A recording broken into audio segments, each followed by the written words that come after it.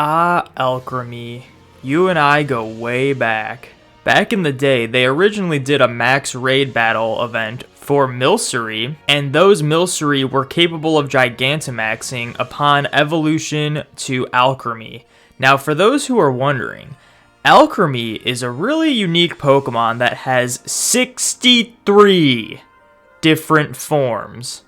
There are 7 suites, and there are 9 forms for each suite. I think that's accurate, right? Now, back when they did this Milcery raid event, I thought this would be a good way to try to get every single form of Alcremie and also have them be capable of Gigantamaxing. Well, long story short, I was not able to get them all. So what I then did is I bred for the rest of the Milcery so I could get the rest of the Alcremie forms, and in order to Gigantamax them, I had to go to the Isle of Armor, do just a ton of raids to get more max mushrooms to spawn in, and after that, I could use max soup on the remaining Alcremie to make them Gigantamax. This took a while. For those who don't know, in order to get a max mushroom to spawn on the Isle of Armor, you have to complete 3 raid battles on the Isle of Armor, and then you get 1 mushroom to spawn. It takes 3 mushrooms to be able to make max soup to Gigantamax 1 Pokemon. So that means it takes 9 raid battles to Gigantamax 1 single Pokemon, and I needed to Gigantamax at least 40 of these things. So I was raiding for a very long time. So yeah, because I'm crazy and a completionist, I decided to get every single form of Alcremie.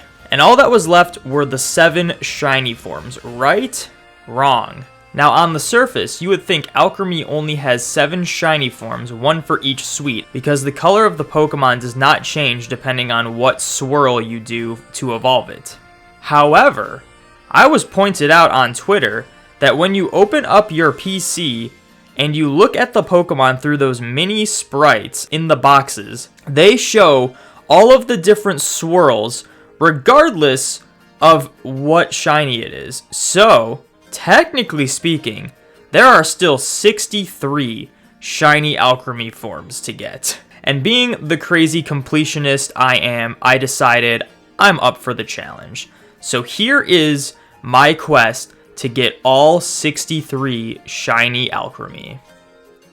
To start this quest, Game Freak decided to do this max raid battle event for Milcery for Valentine's Day, and I believe they did this last year as well, but essentially when you find a level 5 Milcery raid, it has a 2% chance of being shiny, significantly higher than the 1 in 4096 or 1 in 1365, or even with Masuda method, the 1 in 512 chance of being shiny.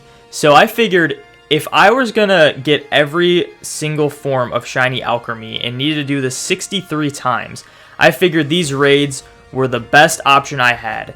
Now normally, I don't really go after these boosted odds shiny raids because I think it makes shinies just a tad bit easy to get, but this is a rare exception where I need to get 63 of these things. I need all the help I can get. So we started off going off and looking for every 5-star Milcery raid, and I decided to try to battle every raid in order to get more raids to refresh, because the way it works is if you battle every raid in either the wild area, the Crown Tundra, or the Isle of Armor, it will refresh the raids for that area. I realized that this took way too long and was not worth it. So my other approach was to then check every raid, save in front of the level 5 Milcery raids, and if they were not shiny, I would restart and keep going to the next raid.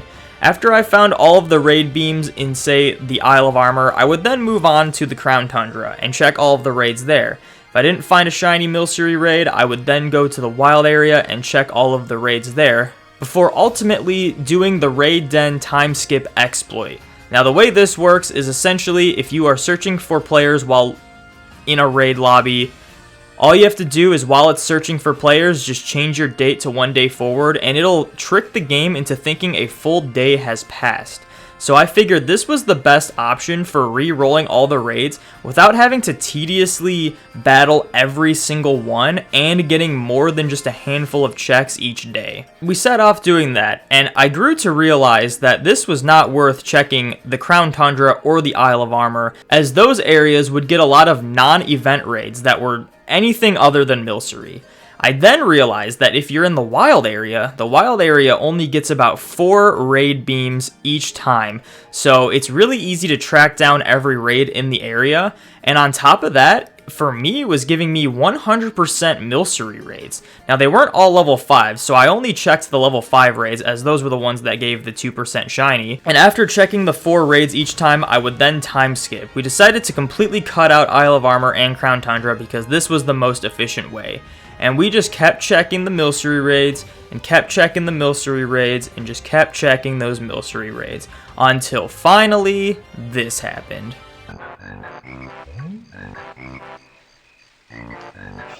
Look, there's no, oh, never mind. I was gonna say there's no raid den, and then it showed up.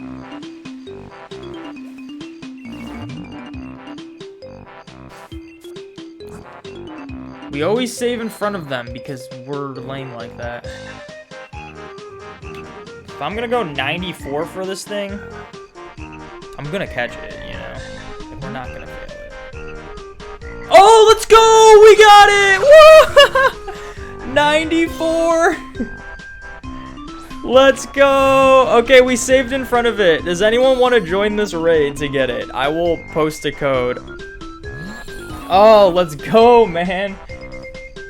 Oh, we'll reset, though, because we know this one's here. I will connect to the internet, and if anyone wants to join it, feel free to.